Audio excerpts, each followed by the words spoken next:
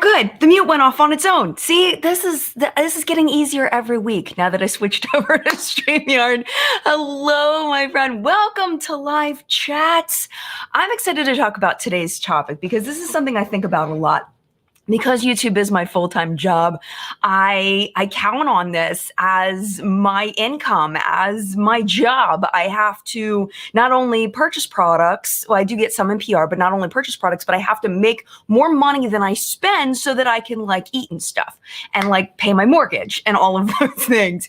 And now that my husband is a full-time YouTuber as well, it's we still have the business and everything, but YouTube and what happens on YouTube is really important to our family. So I understand why it's important to other people as well, especially people who, there are people that either don't have a job right now, because of everything, or, are looking to switch jobs, looking to go into YouTube and do, have a YouTube channel and earn money from home. I think that that's something that a lot of people want, is to be able to earn money from home. You don't have a boss that you have to answer to. There's a lot of good things about having a YouTube channel, and that for me and my job experience beats out a lot of the jobs that I've had previously. So I understand that, but I think that YouTube is extremely tricky and it's extremely volatile, and there's really no guidebook. There's a bunch of channels that'll tell you different tips and tricks on how to do things on your channel, but nothing is guaranteed because you have to troubleshoot your own channel. You have to, figure out what's going on with your channel if there's something that's going wrong. So lately, I've been noticing some things with my own channel, with other channels that I watch, that I feel like are contributing to lower views that are fully within my control, not fully, we'll talk about it, but are more in the control of the creator than I think that some creators realize. So we're going to talk about that today, and I'd love to hear your feedback as viewers, because one thing we're going to talk about is how viewer behavior is the most important reason why channels don't do well or do well. It's viewer behavior. So we'll talk on that. I'm going to show you some things from my back end, so that you can see kind of what I see. Just a little bit, not a lot, but a little bit. But before we do that, I want to quickly say good morning to the people that are here live in the collective brain of makeup awesomeness, where we help each other not to buy crap and to buy things that are totally worth it. Today, the only project we're going to talk about is what's on my face today. We'll talk about that at the midpoint, but I want to say hello because I've invited them into my home, and I want to say hello because I think that's the nice thing to do. Hello to Cynthia. Hello. Hopefully your job goes well. I'm rooting for you. Cynthia's got a new job coming up. Very excited for her. Nancy, my friend. Hello, my friend Nancy. Hello to Teresa. Hello to Jen on Box. Hello to Michelle and Mel and Casey and Josephine and Katie Love and Doris Fashion and Marissa Lee and Amber. Thank you all so much for being here. Mel says, remember to like the chat. It's free. LOL, that's true. Angelica, we're actually going to be talking about you today. This is a great segue. If you did not notice, I did link Angelica's video in the video description, because she actually did a video where she touched on this, among other things, things that she learned in 2021. And one of the things that she talked about is that YouTube growth, it's not the algorithm. You can't blame the algorithm anymore. It's you, is what she said. So we're going to talk about that, and her video is linked below. If you are not subscribed to Angie, highly recommend. She's amazing. All right, so let's get into this. So one thing that's important to note is that not all beauty channels are losing views or going down in views. Some beauty channels are doing very, very well. So what's the difference? What's the difference between the channels that are doing very well in 2021, that their channel continues to grow in 2021, and channels that are flatlining or sinking in viewership? What's the difference? What makes this channel grow and not this one? So there's a couple of things I wrote down in my notes. One of them is having something different to offer. Something that makes, if I review, this, the Bombay Baby Palette by Mirror Beauty Company, this is just the outside, but if I review this and Angie reviews it, and Samantha March reviews it, Teresa's Dead reviews it, whoever else, whoever you watch reviews it, Audra at Home reviews it, whoever reviews it. Why are you going to choose my video and not their video to watch? Or if you've watched one of their videos, what are you going to tune into my video for? Because what am I going to give you that's different that they didn't already tell you? Because viewers, we don't want to waste our time, even though some of us do have a little bit of extra time, because of things happening in the world. People don't want to waste their time. And there's so many options of things to watch. You can watch Netflix, you can watch Hulu, you can watch other YouTube videos, you can watch whatever streaming platform you like. You can go on Twitch, there's so many things vying for our attention. So what is going to make the viewer pick you over all of those choices, over mainstream, news, over mainstream movies and television shows and all that? Why are they going to watch you instead of reruns of The Office for the 9th time? You're competing with that. So you have to bring something of value is my point. I know that I've said, kind of going on that. You have to offer something different of value, because chances are, especially if you're a makeup reviewer, somebody else has reviewed it. And if the person in your audience is really interested in that product, they've probably watched that review. So they have to want to know what you have to say for some reason. If you're doing a tutorial, why are they going to watch this tutorial? Are they going to actually do it at home? Or is it because of your personality and who you are? So that leads us to the next one, is connection with the audience. And this is something that I've looked back at some of my old content and I've watched other content. And I feel like this is something that a lot of us that have been doing this for a long time can lose. And it is the connection through the lens, because right now I'm looking at a circle. And I'm not looking at you. I'm not looking at your face. I wish I was looking at your face, because it would be so much prettier than what I'm looking at right now, But it's easy to go into robot mode. It's easy to go into just spouting out information. So if I'm talking about, the Ferocious Beauty, Darkness Rising palette. This is the Ferocious Beauty Darkness Rising palette. It has a lot of really pretty shades. I really like it a lot. It's a great palette. Okay, so now compare that to, oh my gosh, so this got sent to me in PR, and I absolutely love this. This is a fantastic palette. Look at these colors. Oh my gosh, look at these colors. I mean, really? Do you see the difference? So, being conscious of that delivery, being conscious of that you're talking to human beings and really thinking about that. And I think somebody that does this really, really well, there's a couple of people, there's a lot of people. I mean, I could list on and on and on, but I think of like Alexandria Ryan, pops in my head, who's really good at making you feel like you're in the room. Jessica Braun, really good at that. Trying to think of other people. Manny MUA for bigger channels, Manny MUA, Jackie Aina, excellent at making you feel like you are right there with them. It's so easy to fall into that because you've done it so many times. Like, especially if you've had your channel for a while, it's so easy to just like, okay, this is it, blah, blah, blah, blah, blah, blah, blah, blah. And I do it. And that's something that I've recently become conscious of. So I think that's partially what Kinky Sweat. Oh my gosh, Amber, absolutely. Yes, totally. Teresa's Dead. Absolutely. Jamie French. Absolutely. I mean, these are all channels that are doing well. There's a reason why. It's because they can connect. They make you feel like you're hanging out. And that's what so many of us are missing friends and family right now. And we can't connect the way we want to. So more than ever, YouTubers need to be connecting with their audience through the lens and really making it feel like a conversation.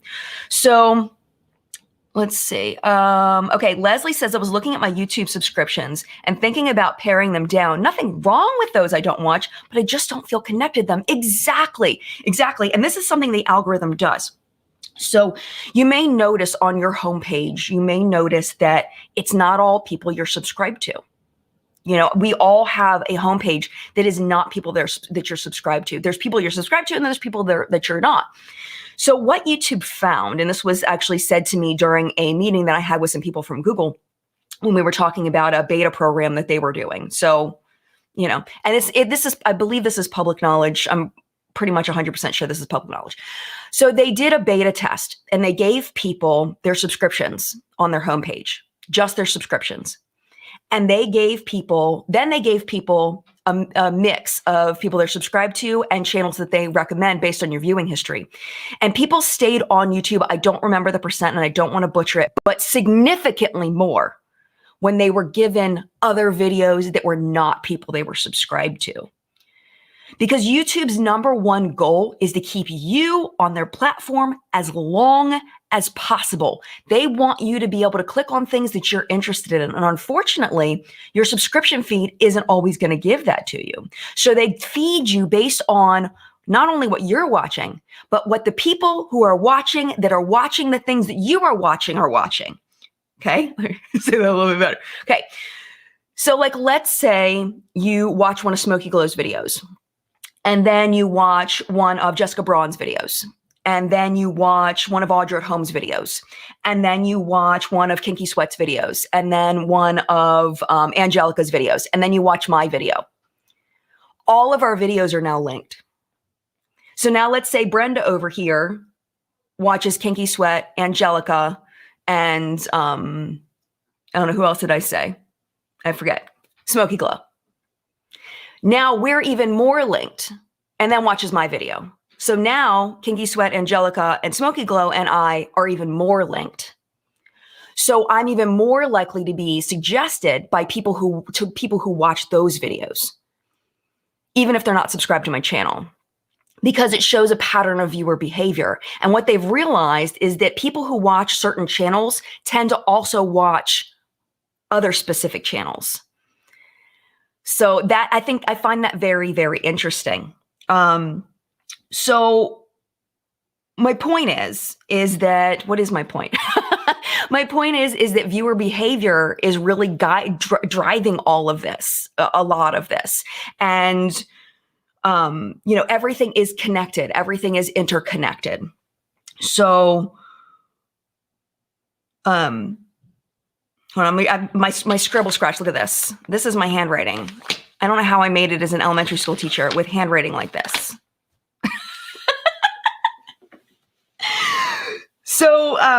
So anyway, next point. Next point. Actually, let me go over to you all, because y'all will probably be a little more, on topic than I am. Kayla says, I enjoy channels that you can tell are down to earth. Yes, absolutely. Lucinda says, I watch all those channels except one.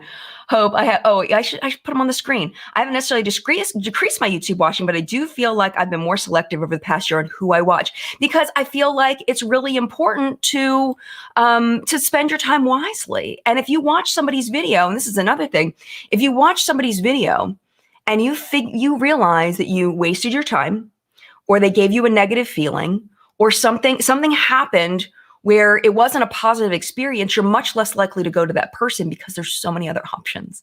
Like, why would I go watch a channel that gave me negative feelings when I have the choice to watch somebody that gave me positive feelings?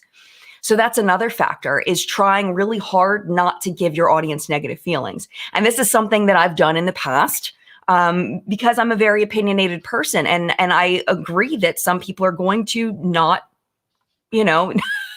are not going to agree with me all the time, but it's not necessarily the best for keeping viewers when you're as opinionated as I am. Some people appreciate it, some people not necessarily. Thank you so much to BB's Cool Vintage and Kelly Van Valkenburg for joining the Collective Brain Elite. I appreciate you. But you're never going to make everybody happy in the end. I mean, there's always, no matter how wonderful and perfect you are, you're going to make somebody mad at some point. That's just life. That's just life. And also, if you have that connection with your audience, like let's say I have a video where, for example, the Trisha Paytas chat, that irritated a lot of people, especially Trisha Paytas fans, because I am not a fan of her and I'm not a fan of her behavior. So I expressed that. That's going to give a negative feeling to people who watch it, who are fans of Trisha or who have more empathy for her than I tend to. So, I feel like when you give, if that person doesn't have that connection with me because I haven't been connecting through the camera, I haven't been producing content that they've been highly interested in, they're going to unsubscribe because I haven't made that connection with them. And now I've made them mad. So they're going to be gone. And that's just the way that it is. That's just life, and it makes sense. It makes sense. Liz says, just be yourself and have fun. That's my motto for everything in life. Yes, absolutely. I totally agree. Yes. Here we go. Lakita, I used to watch so many channels, but now I stick to the solid ones for real facts and connectivity. Yes. And the other thing too, Lakita, that I think is along with that is that when you, okay, so let's say I review, the Darkness Rising palette, and I tell you how amazing it is and how much I really, really like it. And then you buy it, and this isn't true. It's not true. This is an amazing palette. Let's say you buy it and you're like, oh my gosh, this is just straight powder. And then you find out that I was sponsored by Ferocious Beauty. And the only reason why I talked about it is because it was sponsored and I didn't disclose it. So now you've lost trust in me. All of that is a hypothetical. It's not real. They did send this to me in PR, but I'm not sponsored. Just want to make sure I'm clear. I don't want anything bad to happen to Ferocious Beauty because they're a brand new brand. I don't want anything bad to happen to them. I probably should have picked up something a little more mainstream. But anyway, my point is if an an audience member loses trust in you because they buy something, they waste their money, that's money out of their pocket. It's money out of their pocket. And I don't know. I just feel like that's a big thing. And like I was saying, audience behavior is the key. Audience behavior is the key. So if you make your audience mad, views are going to go down. Okay. So the next one I wrote down was predict what is interesting accurately and talk about it. This, I think, is the hardest thing because a lot of times I'll put up like polls or I'll talk about things on Twitter or whatever. And I'll say, what do y'all think of this? Like this happened with the Pharrell Williams stuff. Everybody in my little circle was pumped about the Pharrell Williams line, pumped about it. I was pumped out. Everyone was pumped about it. And then it got significantly less views than what my other content was. It's like, what the heck? So I predicted that poorly. One thing that I did right that I didn't realize was going to be good was that Becca No Filter foundation, the little Becca jar that was like, the Emperor's new makeup. I just bought that on a whim, just impulse buy, decided to do a video on it. That video did amazing. I have no idea why. I guess it was just because it was such a scam. It was, in my opinion, it was such a scam. And people were like, what the heck? And it's in the, I don't know. But that video did so well. So in one case, I predicted well, and in one case, I did not predict well. But predicting well and being able to hone in on what people are really, truly going to be interested in, that makes a huge difference. Makes a huge difference. Let me say. Thank you so much to Alyssa for joining the Collective Brain Elite. I appreciate you so much. Thank you. Okay, hold on. Scroll down a little bit. Okay. Yeah, personality plays a big impact. Oh, 100%. Yeah, here we go. This is interesting. Kelly says, I only watch if they're over 40 or close. I've taken too many recommendations from 20-somethings that don't work out. Not their fault. I'm old. 40 is not old. I still remember when 30 was old. I loved that song back in the day. And now I relate to it even more because I'm over 40 now. But yeah, I mean, I think that's, getting valuable recommendations. Your age can play a factor, but sometimes, we can talk about, like Hiram and Manny who have these big, huge personalities, Jackie, trying to think of other people have these big, huge personalities that draw you in because of their personality, because they're entertaining and fun to watch. And even if they are a different age, you may watch them just because and maybe not buy anything, Alyssa, thank you so much for joining the Collective Brain Elite. I appreciate you so much. So just real quick, the Collective Brain Elite, it's $1.99 a month. You basically are just supporting me in my ability to purchase products so that I can review more stuff from a line. So I bought a bunch of stuff from the Jason Wu line. I bought a bunch of stuff from the Halsey line. I bought a bunch of stuff from, what else just launched? I don't know. I forget off the top of my head, but I'm trying to buy more products, and that's so I can do a better, more in-depth review. And that's due to the Collective Brain Elite, because $1.99 does add up and allows me to have more versatility in what I purchase and not just rely on my PR. So yeah, Auric, thank you. Amber remembers what I bought more than me. Thank you, Amber. Thank you. Yeah, there you go. 40 is not old. Becoming 54 for me only is old. I think old is just a construct. It just means that we have more knowledge and experience, or you have more knowledge and experience than I do, I should say. Yeah, that's what I have to say about that. Okay. So the next thing I want to talk about is, Oh, I already kind of talked about that. Something different to offer. People want to walk away with something. The video has to offer some kind of value. They have to walk away with something, feel like they've gotten something out of it.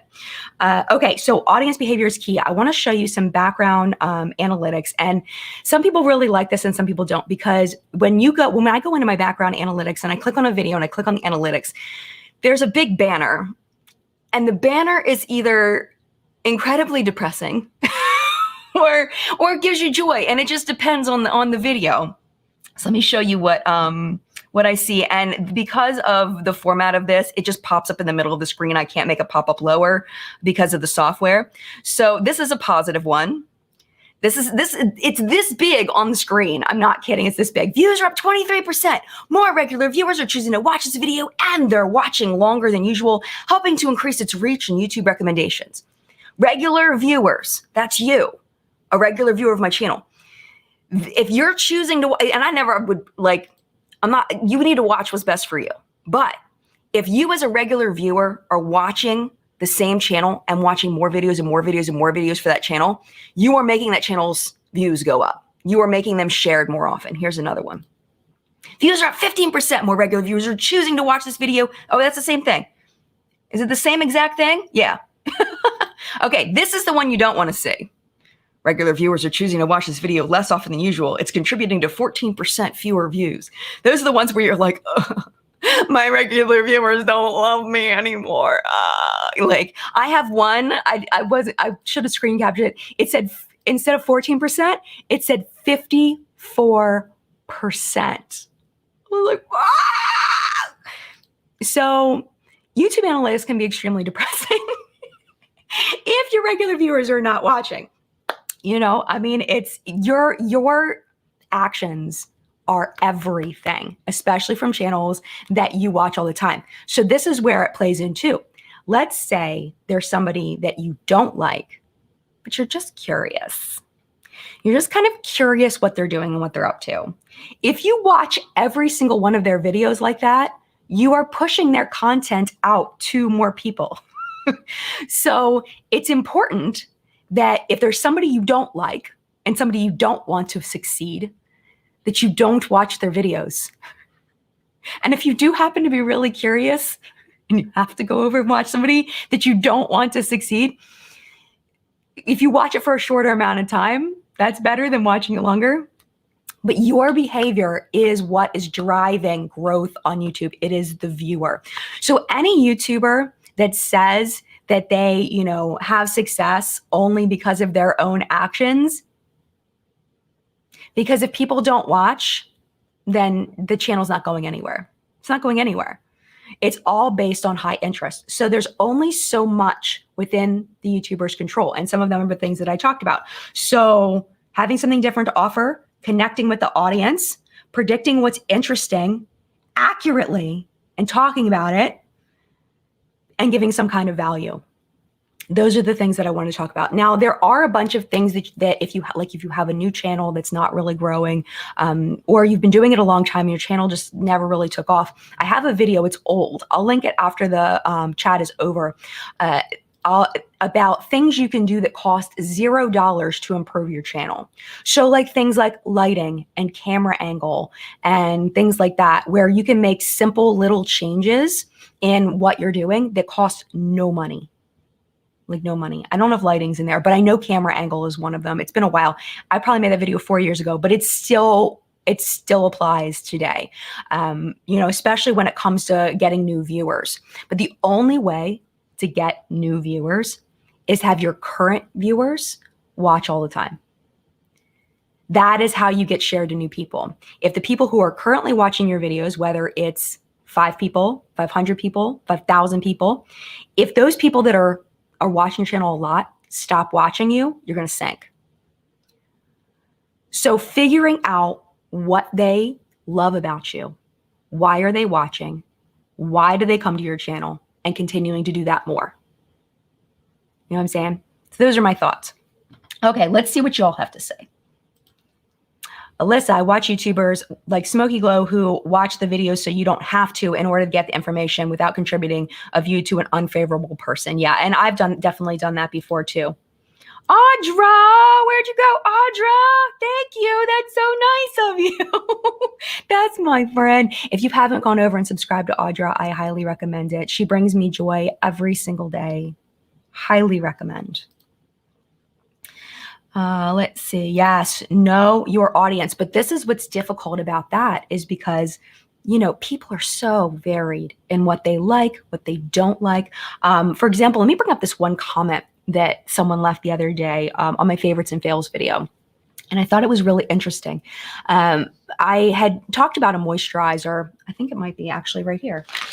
Yeah, it's right here. I didn't bring it up yet. Okay, I talked about this moisturizer. This is the QMS Meta Cosmetics.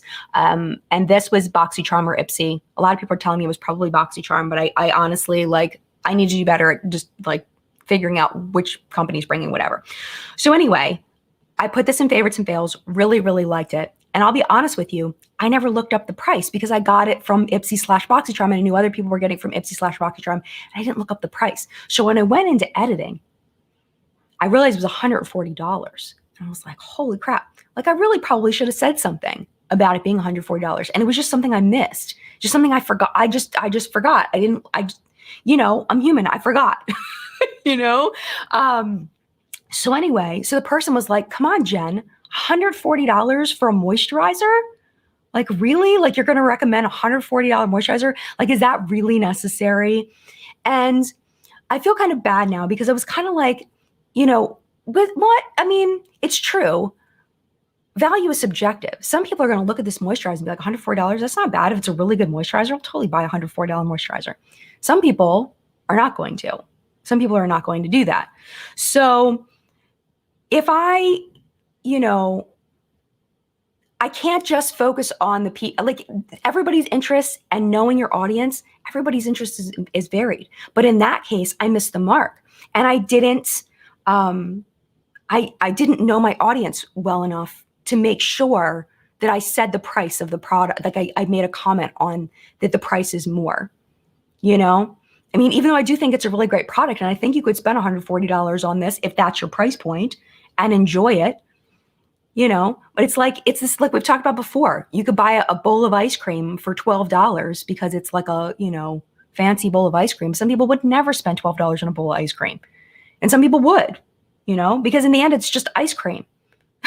You know what I'm saying? So I think knowing your audience is really important, you know, and that's a time that I feel like I missed the mark on that. So yeah, I mean, it's hard to include everybody. You're always going to miss the mark for somebody, you know? Yeah. Speaking of Marky Mark says moisturizer is about the only thing I'm only spent a lot of money on. And I think if you're going to spend a lot of money on something, serums and moisturizers are the place to do it. Oh, thank you, Maggie. Oh, Maggie. Thank you. That's so nice of you. Thank you for joining the elite. I appreciate you.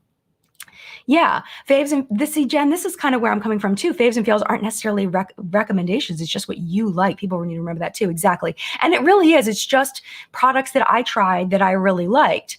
But at the same time, I think a mention of the price point in the video would have been nice. It's something I probably should have done. You know, and I just missed it there.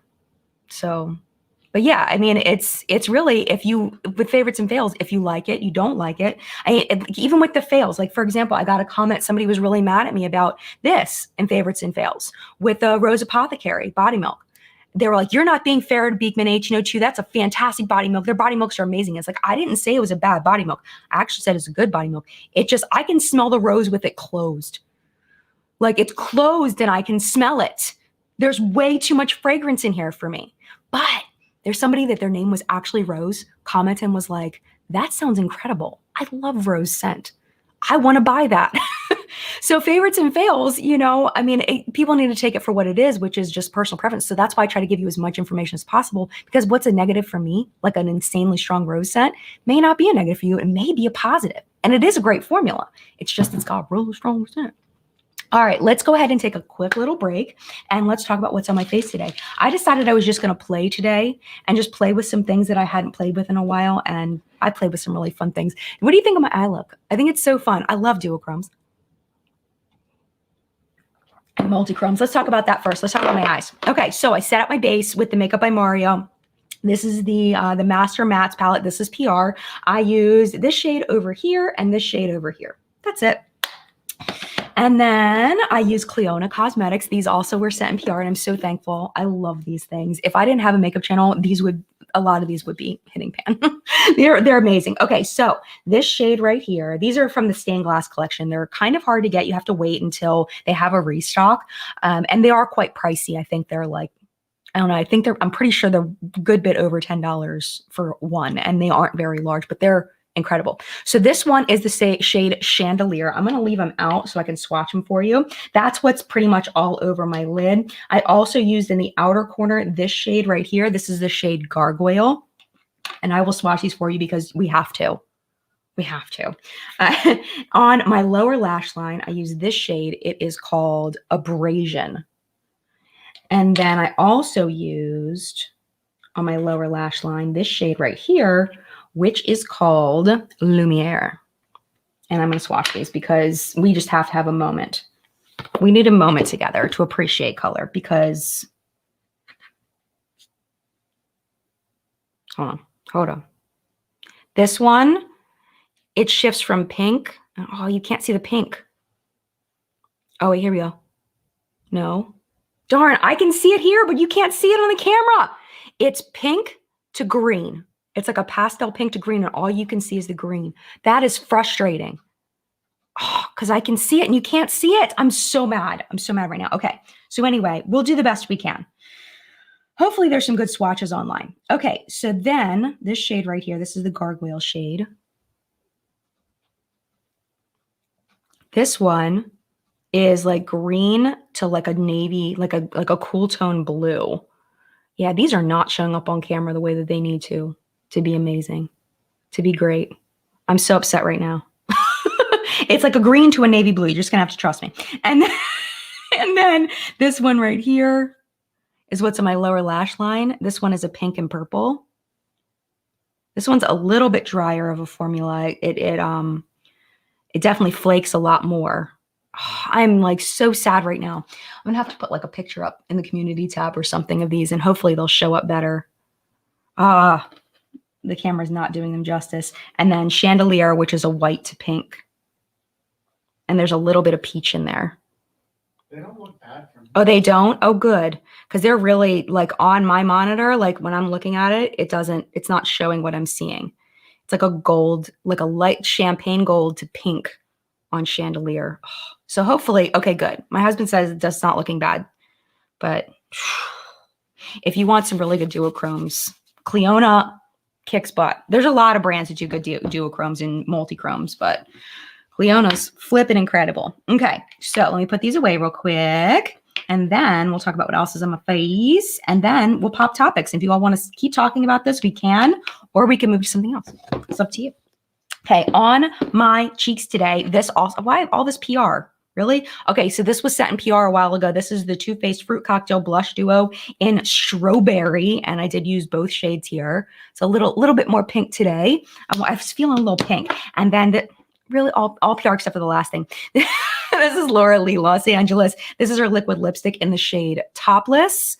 That is what's on my lips, nothing else. And then in my inner corner, this is Purchase. This is Jason Wu's Celestial Lust. And that's what's in the inner corner.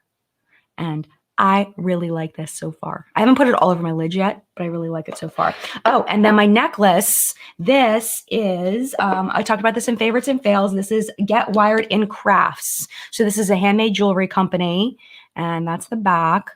And it's so pretty. It's so pretty. So this is a little box that comes in and everything.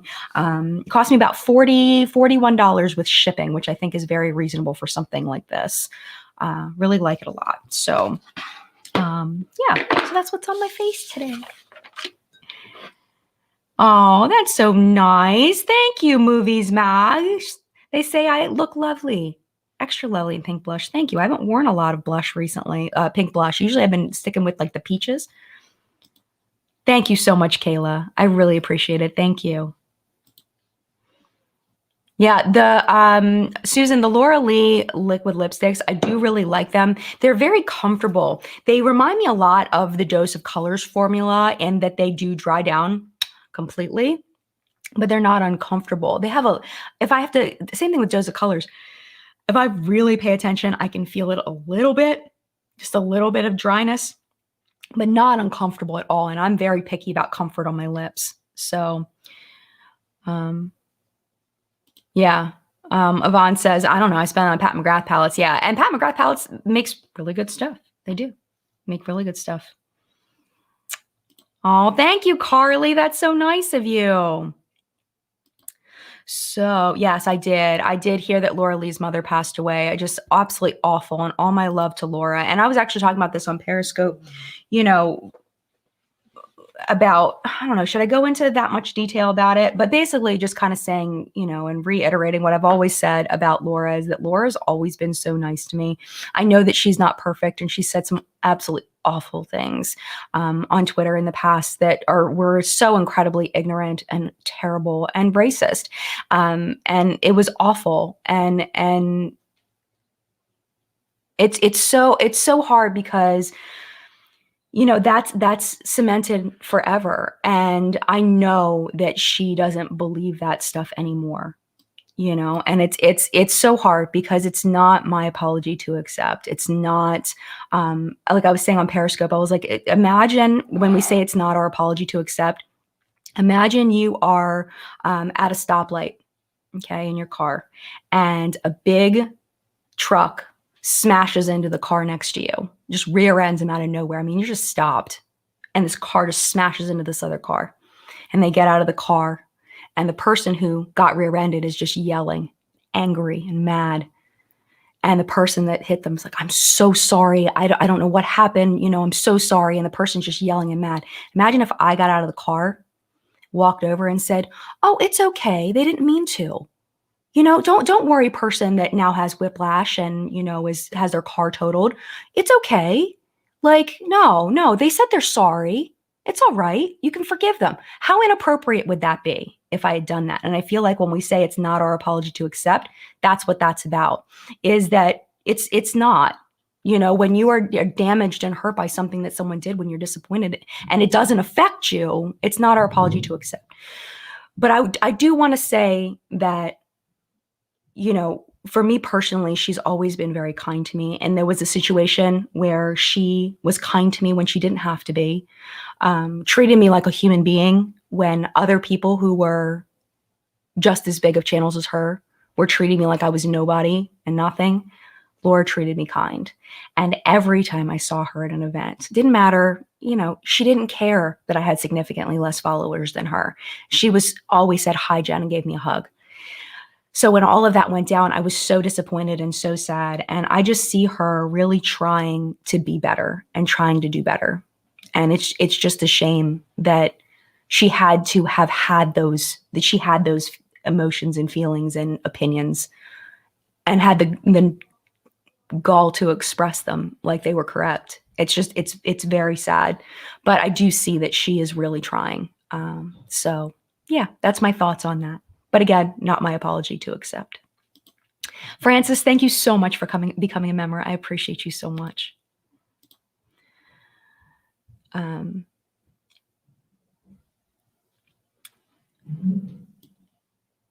Okay, let's see what you all are saying.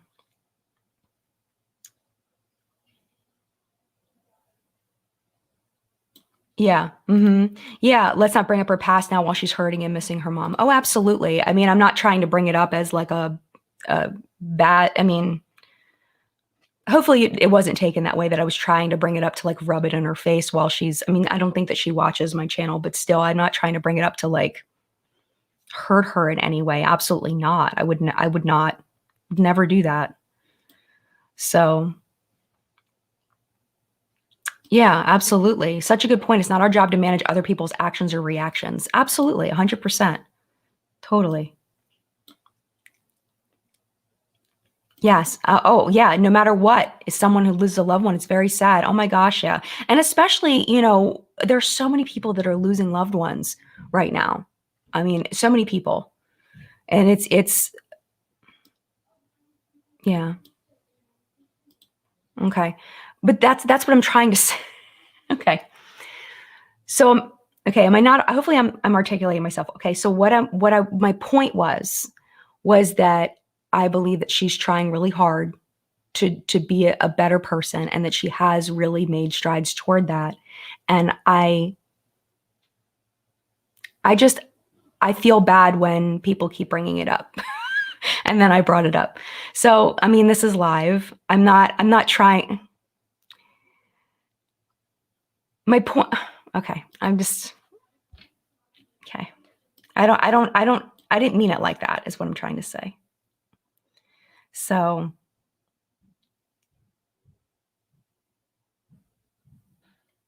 okay. Anyway, let's move on for that. Maybe I shouldn't have brought it up at all. But I did leave a comment on Laura's video, and I left her a message on Twitter. So, okay. Thank you, Jocelyn. I really wasn't trying to be negative. I really wasn't. So,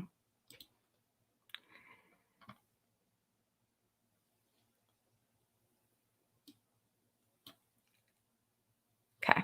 Anyway, let's see what else can we talk about. Okay, so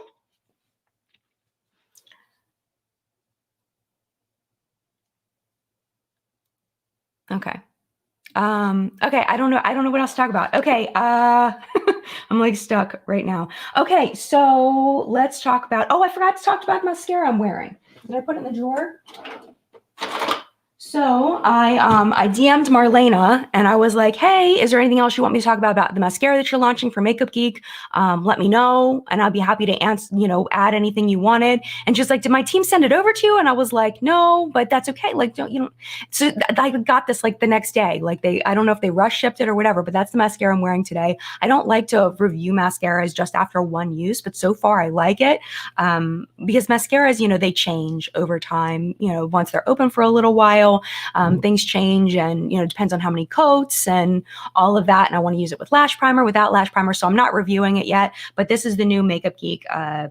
What is it called? Hold on. Where's the thingy? I don't know what I did with the thingy. I don't know. But anyway, it's the new Makeup Geek mascara. And let me go ahead and show you the wand so you can see it's just a straight wand. But I did enjoy using it today, and I figured I would mention it to you and try to get off the topic so I don't get upset. It's my own fault, though. It's my own fault. Okay. Yes. Okay. I am looking forward to reviewing Auric too. Oh my gosh. And it was really interesting reading the comments under the post I put up about Auric and how I bought the 3 shadows and then I bought one of the Glow Lust. Is that what it's called? Glow Lust? The highlighter-y thingy.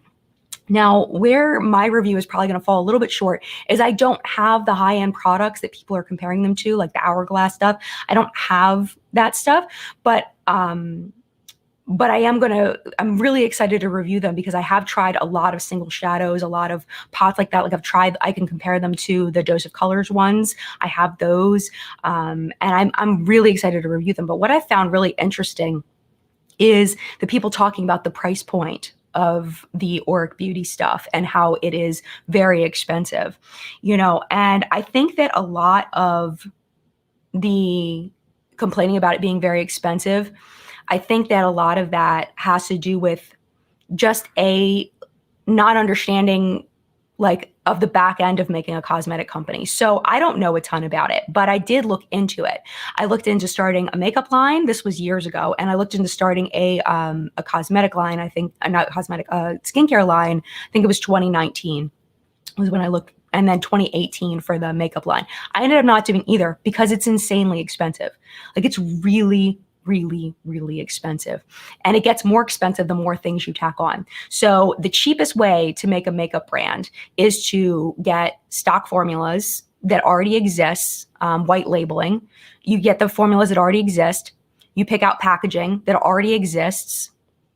You fill it, and then you put it out there.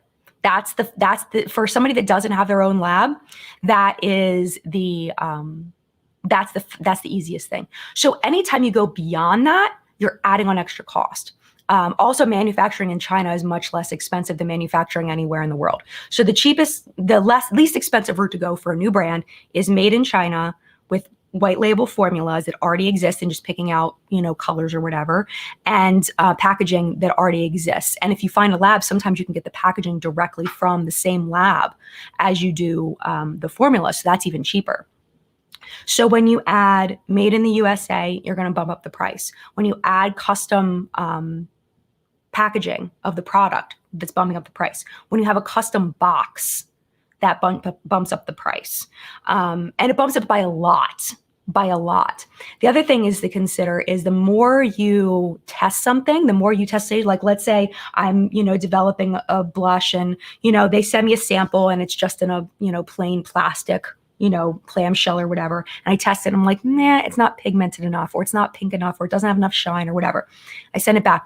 Every time, like, you usually get a certain amount of changes for free. But if you go past the amount of tests like that you get for free, which is usually, from what the labs I talk to, like 3 to 5 changes, like 5 would be a lot. If you go past that, then you're paying for more changes each time. You also have to do that for every single shade you have. Every shade. So you can only have so many changes. I can't even imagine how much money Sam put into Auric. I cannot even imagine, with made in the USA, custom inner packaging, custom outer packaging, building the website, hiring the models, hiring the photographer, custom formulas, I'm assuming. I don't know for a fact if they're custom formulas, but if they are custom formulas, that would add on. I'm sure that line was insanely expensive to create. So that factors into the cost of it. And I don't think, like, people say, well, she's, not even a lot of people know who she is. Why is she coming out, with this price point? And she's not, Jennifer Lopez, but I think that's irrelevant. I do. I think that's irrelevant. I think it's irrelevant, the level of fame of the person coming out with the product, the nerve to charge whatever. I think that's irrelevant. I think that it should be based on the product. Is the product worth the value that you're creating? You know what I mean? So to me, from just looking at it, not having touched any of it, it looks like it could be worth the value. If they ended up, like, let's say, like, I don't know, let me grab something that looks like it's, okay, so like these, okay? If you're trying to, if you have this kind of packaging and you're trying to charge me $50 for this, I'm going to laugh at you. I'm going to laugh at you. This is from Dollar Tree. I'm going to laugh at you if you want to charge me $50 for this. You know what I mean? But if you're going to, like, do I have anything that's bougie over here? Like, I feel like this should cost more. We have custom packaging. We have, 2 pans in there. We have this little stickery guy in here. This should cost more than this. This got a junky brush in it. This is a great product, though, just so you know. The formula in here is fabulous, but the brush is junky. I mean, it's usable, but it's kind of junky. So I think there's a lot of factors, and it shouldn't be whether the influencer is famous or not. That should not be a factor, I don't think, or that it's a new brand. I don't think that should be a factor. I think it should be, are you getting your money's worth? Like, you don't go to a new restaurant that is a high-end, expensive restaurant, have an amazing meal, and say, well, you're a new restaurant, you shouldn't be charging these prices. You know what I mean? Or a luxury handmade boutique or whatever, luxury clothing boutique. Well, nobody knows who you are. You shouldn't be charging those prices for those clothes. People don't do that. But for whatever reason in makeup, we have this standard of, if it's a new brand, it has to be a certain price point. And I think that doesn't make sense to me. It should be based on the quality. Like the restaurant. If you serve me some chicken nuggets and French fries, I don't want to pay $75 for chicken nuggets and French fries. I want that bougie experience. And I think that's what should matter, not how new the brand is. Those are my thoughts. I want to know yours. LaShawn, totally agree. I pay for value. Absolutely. Steph, it's my money. I'll do what I want with it. I worked for it. Therefore, I will spend it how I want to. Yes, absolutely. Love that, Steph. Love that. Yeah. Hi, Emmy. Supernova. When I sang Champagne Supernova, by the way, in my favorites and fails, I was thinking of Emmy. Just so you know. That would be an interesting topic for a future live chat or video, talking about the cost of beauty brand. Oh my gosh, yeah, absolutely. Yeah, I mean, I don't know a ton because I never went through with the whole process. I just know from getting price quotes. It's real expensive. It's real expensive. So, okay. In her intro video, she called it affordable. That's my issue. It's not what most would consider affordable. Oh, yeah, I agree. I would not call this an affordable brand. I did not see that in her intro video where she called it affordable. It's kind of like J-Lo, how J-Lo said her skincare line, she wanted it to be affordable. Not $90, $50, $90. But yeah, I did not see that, but I would disagree that it's affordable for most people. For some people, yeah, absolutely. Not for everybody.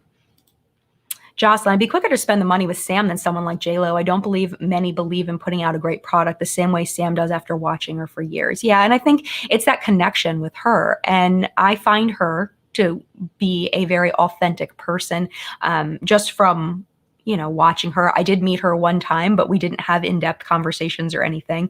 We just, there was no real conversation. It was her and Christy, and I walked up and I was mostly talking to Christy because I knew Christy and I didn't know her. And now I feel like an idiot that I didn't talk to her more and have that experience of being able to talk to her more. But yeah, I mean, I'm very much a Samantha Ravndal fan, very much so. So yeah, there's people asking questions. I don't know anything about that stuff.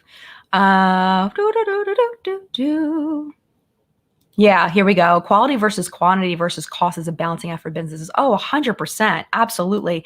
And just like we were talking about earlier, where you choose to spend your money, where you choose to spend your time is up to you. Which channel you click on, which video you click on, what you want in your life is your choice. And I think there's a lot of shaming sometimes about, when people choose to buy something that other people see as not a fiscally responsible purchase, especially right now. But it's like, everybody has to decide for their individual self what will make their life better, whether it's, investing in, a long time ago when we'd travel, but not now, maybe 6 months, a year travel, or, a nice car, or jewelry, or a bag, or, buying a nice house, or whatever it is.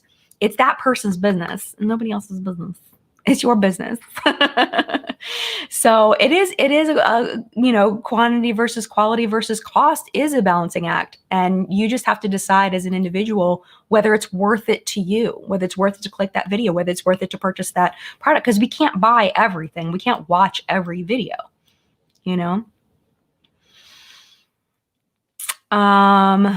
Should we talk about this? Thoughts on Kathleen Lights' apology on Insta. So again, it's not my apology to accept. It's not my apology to accept.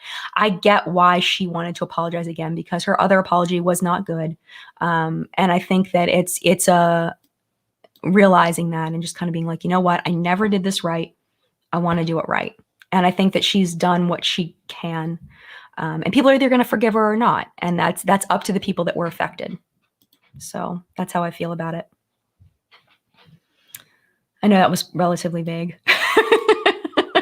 But it's not my apology to accept, so I can only speak so much about it.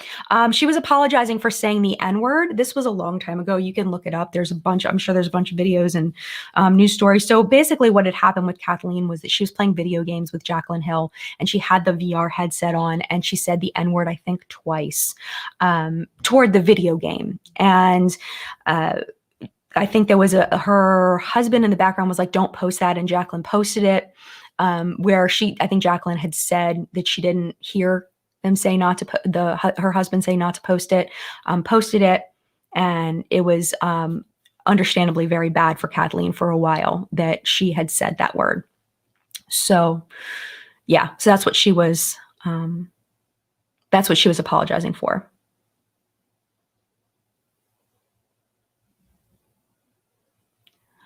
Okay, so here's another one. We'll just go through. I will share my opinion on this. We're going through all the drama today. So Amanda Ensing is a beauty YouTuber who is and I want to preface this by saying that You have a right, just like purchasing, just like watching whatever videos you want, you have a right to believe politically whatever you choose. You absolutely have a right to believe politically whatever you choose. That's not what I'm going to talk about today. What I want to talk about is why Amanda Ensing is losing sponsorships. So Amanda Ensing is a beauty YouTuber. She's been around forever. And she is very vocal about supporting former President Trump and tweeted out things in support of the insurrection at the Capitol, in support of QAnon's conspiracy theories. And because of that, she's losing sponsorships. She did a sponsor video with Sephora. People complained to Sephora. Sephora said, we will not be partnering with her in the future. So Amanda responded with saying, they are not going to sponsor me anymore because I'm conservative, because I'm a Republican, because I voted for President Trump, because I'm a Christian. That's not why. That's not why. That's not what it's about. And she's spinning it so that people who are conservative, who voted for President Trump, who are Christians, will empathize with her and will, she'll be the hero. She's the victim. She's the one who is being treated unfairly because of these things that are similar to what other people may be. But that's not why. That's not why. And she's being manipulative is what it comes down to. She's manipulating people who nobody should be manipulated. And I feel like she's purposely being manipulative to make herself look like the hero, where it's because she did the things that I talked about earlier. She supported the insurrection. She spreads QAnon conspiracy theories.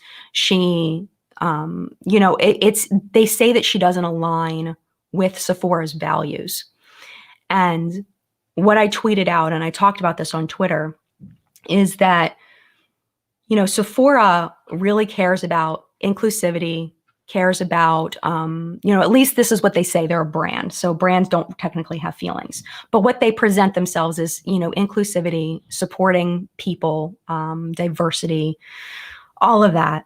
And the things that Amanda has put out into the world show that she does not support those things. But what she's spinning it as is, if you don't include my conservative values as inclusive, you're not being inclusive. And I disagree with that. And it's that whole inclusivity paradox, not inclusivity, the whole, what's it called? What's the paradox? Y'all tell me what the paradox is. What's it called? Sharita from Sharita Explains It All talked about it. There's this thing, tolerance paradox. So it's basically like, okay, so if someone supports insurrection and you don't include them, you're not being inclusive. It's like, no, it doesn't work like that. No, I'm sorry. If someone supports racism, which I'm not saying Amanda does because I haven't seen evidence of that, but if someone is a racist or a neo-Nazi and you don't include them in something, it's not that you're being not inclusive. There's a line for this. There's a line to be drawn. And that's where it gets tricky, because it has nothing to do with her being conservative. It has nothing to do with that. It has to do with the statements that she's made on social media that have been false, misleading, and supporting things that Sephora doesn't support. So that's what it comes down to. So yes, exact. Thank you, Robin. Thank you so much. What she posted to Jackie and Alyssa was not okay. Oh my gosh, that was awful too. I mean, Jackie said, what'd she say? Can't cancel Amanda Ensing, or not cancel, but I see this. We talked about it a little bit before, and I did the same thing where I couldn't remember the exact words, so I didn't want to talk about it. But the way she came back at Jackie, like, did you ever pay your taxes or something like that? I mean, it was so disgusting. And the way that she came after Shayla was so disgusting. Like, I get someone maybe picked the fight, but you don't come back with racist stuff. Like, you just don't do that, and spreading more conspiracy theories and things. So anyway, my point is please, if you see anyone on social media, on media, and something outrages you, look into it a little further, no matter what it is, whether you hear it from a mainstream media source, whether you hear it from not mainstream media source, whether you hear it from an influencer, whether you hear it from somebody. If you hear from one source, look a little bit deeper. Find a second source before you go wholeheartedly believing it. you know? So that's kind of the way I feel about that. Oh my gosh, we're out of time. Really? Why? Why are these so short? So I really like talking to you guys. I know we talked about some heavy stuff toward the end, but I hope that you enjoyed the chat. And I think that it's important to remind people that this is live. It's not edited. And sometimes things don't come out perfectly. And I need a little bit of grace there, that sometimes, I think about things later after a live stream is over, and it's like, man, I wish I had said it like this, because the way that I said it isn't actually what I meant. Like my words didn't come out exactly what I meant. So, just whenever anybody has a live stream, not just me, but anybody has a live stream, give them a little bit of grace that it's not edited. So thank you all so much for being here. I appreciate you. We will be back next week at 10 a.m. Eastern time. And yeah, I still have not reached out to anybody to do an interview. I love the interviews, but I've just been slacking, to be honest. I haven't been slacking. I've been having other focuses. My kids still being homeschooled, and not homeschooled, but in what you call it, virtual learning, and, just daily, everyday things, and the channel and all of that. So thank you all so much again for being here. I think I said that 4 times. I'm going to go now before I say it a 5th time. Mad love to you. And I will see you in a video very, very soon.